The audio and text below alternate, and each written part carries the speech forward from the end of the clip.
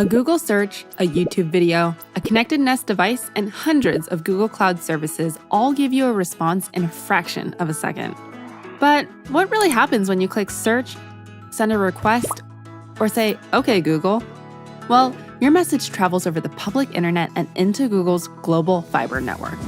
Millions of these requests or packets of data travel through miles of cable over land and undersea, converging at one of the many data centers we operate all over the world.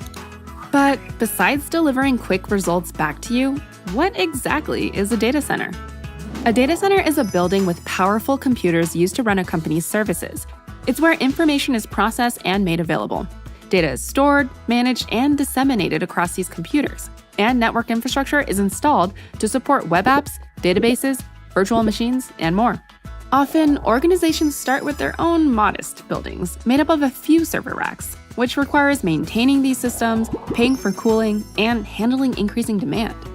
So, many companies look to a cloud services provider like Google Cloud.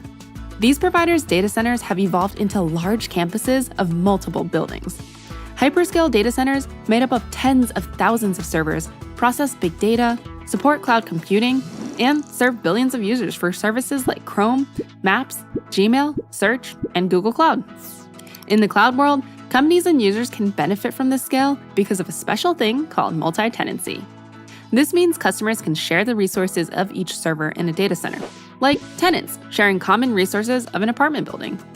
Each tenant's cloud systems are isolated and invisible to other tenants. This means higher compute processing and storage, a more efficient use of data center resources, and a much lower cost than if you manage your own servers. Google Cloud customers can even deploy resources in regions across the world, which are enterprise data center locations with 3 or more zones. Zones are deployment areas that map to clusters of machines with distinct physical infrastructure.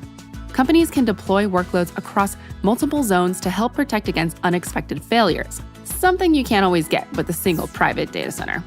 It takes the right mix of energy, cooling, and people to keep a data center up and running. But it's a technical feat Google's managed to pull off to optimize for efficiency, scale, and cost. More on that next time on Discovering Data Centers.